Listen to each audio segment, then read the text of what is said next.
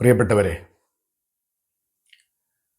ഈ അധ്യാപകർ എപ്പോൾ ഒരു വിഷമക്കാരായിരിക്കും. ഓരോരോ ആവലാതി ഉണ്ടാവും.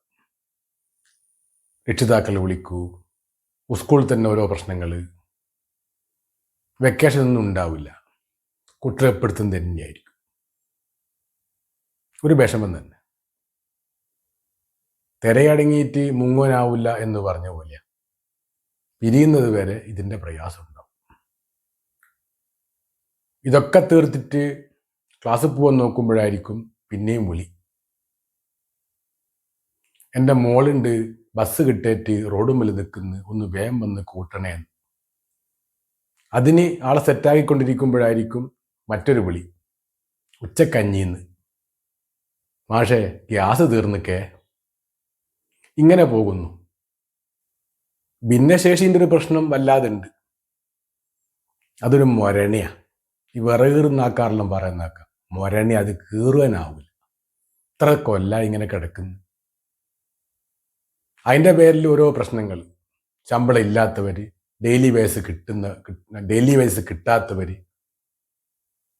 ഞാൻ അതൊന്നുമല്ല പറയുന്നത്. ഒരു 3 പ്രശ്നം നിങ്ങളുടെ മുമ്പിൽ വെക്കുന്നു. കഴിഞ്ഞ മാസം അവസാനം കേന്ദ്ര ഗവൺമെൻറ് പുറത്തിറക്കിയ ഒരു പഠന റിപ്പോർട്ടിൽ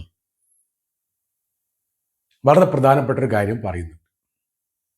കഴിഞ്ഞ അധ്യയന വർഷം ഇന്ത്യയിൽ 25 ലക്ഷം കുട്ടികളുടെ കുറവുണ്ടായി. കേരളം അതിൻ്റെ പ്രയാസങ്ങൾ ഇപ്പോൾ അനുഭവിച്ച് തുടങ്ങുകയാണ്. കുട്ടികൾ കുറഞ്ഞാൽ ഏറ്റവും ആദ്യം ബാധിക്കുക അധ്യാപകരെയായിരിക്കും. അവരുടെ തസ്തിക നഷ്ടപ്പെട്ടേക്കാം, അല്ലെ മറ്റേതെങ്കിലും ഭാഗത്തേക്ക് സ്ഥലം മാറ്റപ്പെട്ടേക്കാം. അതുപോലെ തന്നെ പുതുതായി ചേരാൻ ആഗ്രഹിക്കുന്നവർക്ക് പിന്നെയും കാത്തിരിക്കേണ്ട അവസ്ഥ വരും. ആ റിപ്പോർട്ടിൽ വേറെ ഒരു കാര്യം കൂടി പറയുന്നുണ്ട്. ഇന്ത്യയിലെ ജനന നിരക്ക് 2ൽ നിന്ന് 1.9 ആയി. എന്ന് പറഞ്ഞാൽ ഒരു രക്ഷിതാവിന് 2 കുട്ടികൾ ഇല്ല എന്ന അവസ്ഥയാണ്. എന്തുകൊണ്ടാണ് ഇങ്ങനെ വന്നത്? പണ്ട് സർക്കാർ തന്നെ പറഞ്ഞു, ഫാമിലി പ്ലാനിങ്, നാം 2 നമുക്ക് 2. ഇത് കേട്ട് നാട്ടുകാർ ഒന്നുകൂടി ഉഷാറാക്കി, നാം 1 നമുക്കൊന്ന്. ന്യൂജൻ പിള്ളേർ ഒന്നുകൂടി ജോറാക്കി, നാം 1 നമുക്കെന്തിനാ. ഇങ്ങനെ കുട്ടികൾ അങ്ങ് കുറഞ്ഞുപോയി. RSS തലവൻ മോഹൻ ഭഗവത് ഒരു കാര്യം പറഞ്ഞിട്ടുണ്ട്.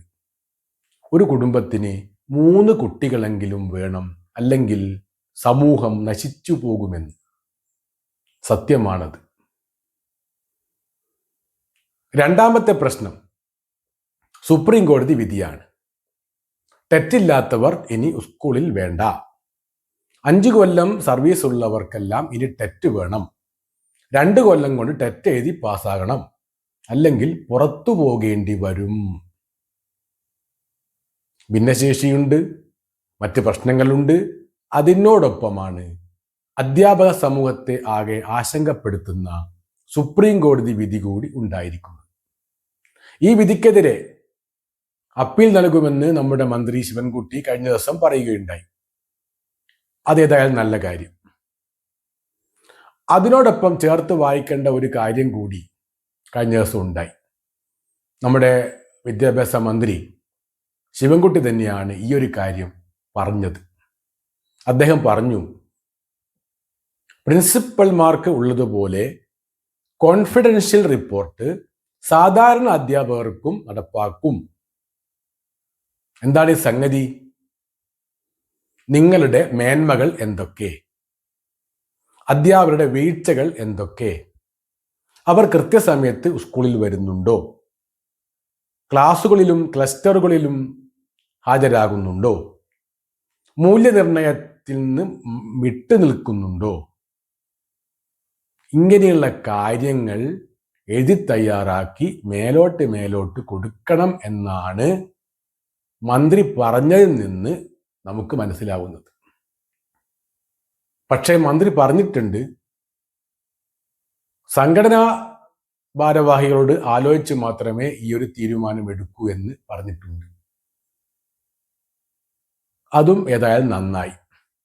എന്തായാലും ഇത്തരം കാര്യങ്ങളൊക്കെ നമ്മുടെ വിദ്യാഭ്യാസ മേഖലയിലേക്ക് കടന്നു വരികയാണ്. എനിക്ക് തോന്നുന്നത് ഗ്രേഡിംഗ് സിസ്റ്റവും വരും.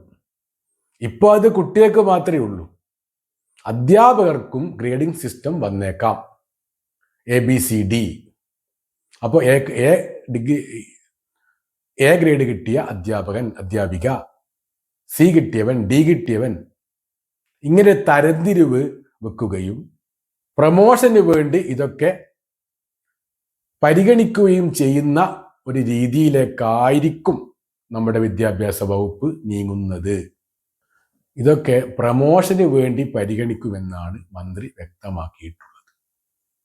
ഇപ്പോൾ വീണ്ടും ഒരു കാര്യം കൂടി പറഞ്ഞിരിക്കുന്നു. കുട്ടിക്ക് മാർക്ക് കുറഞ്ഞാൽ അതിൻ്റെ ഉത്തരവാദി പഠിപ്പിക്കുന്ന മാഷാണ്, മറ്റൊരു കാര്യവും ഇല്ല.